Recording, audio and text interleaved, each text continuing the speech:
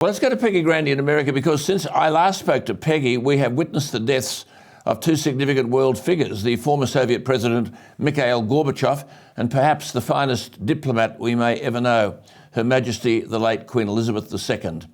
As you can see from the picture, Peggy Grande knew both Ronald Reagan and Mikhail Gorbachev. She worked, as you know, for Ronald Reagan, and through that contact met Mikhail Gorbachev. So for insights, interesting, we're fascinated by this, can't wait. She joins us tonight. Peggy, thank you for your time. Gorbachev, it's an interesting point, isn't it, that the Republican or Ronald Reagan haters want to credit Gorbachev with winning the Cold War, but that surely sidelines people like Ronald Reagan and Margaret Thatcher. Absolutely. Well, thank you, Alan, as always, for having me on. And let's get one thing straight.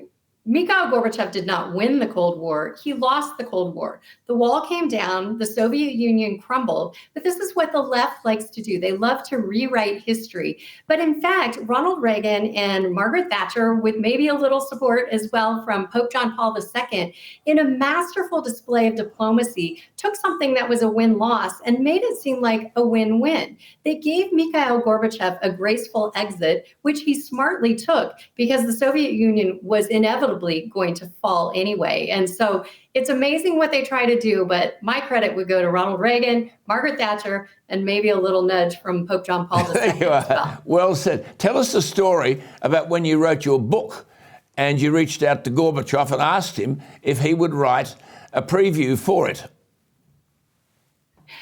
Well, I told so many stories in my book about this former foe turned friend of Ronald Reagan and had observed firsthand their closeness of their relationship and really their genuine affection and respect for each other in many ways in their former presidency years.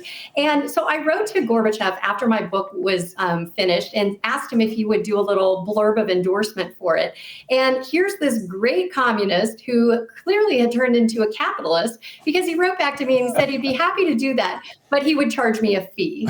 So the devout communist had become an enterprising capitalist. Ronald Reagan would have been proud of him, wouldn't he?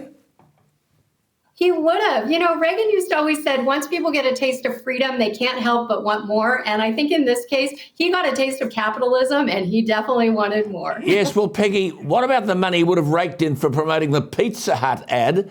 Now, for those who can't remember, we may as well play this, a little bit of levity here. Have a look at this, will you? This is the communist leader making a big quid from Pizza Hut. Have a look at this.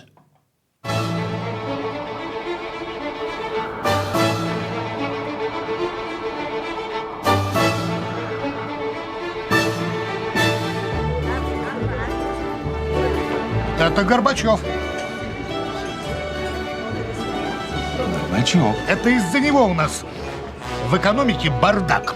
Да благодаря ему у нас новые возможности. Это из-за него у нас политическая нестабильность. Да благодаря ему у нас свобода. Полный хаос. Перспективы. Политическая нестабильность. Да благодаря ему у нас есть писахат. За Горбачева! За Горбачева! За Горбачева! За Горбачева! Sometimes nothing brings people together like a nice hot pizza from Pizza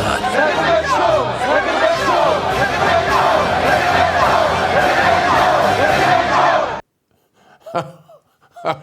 Peggy, hey, what? I had forgotten about that. Apparently he got bit by the Hollywood bug. And here's a man, and what an interesting end to his life he has. You know, in so many ways, he's honored around the world and revered, but in his own country, he is a man in a lot of ways without a country these days. So it's interesting, these twists of fate that come. Absolutely. And I was very honored to have had a chance to meet him and know him.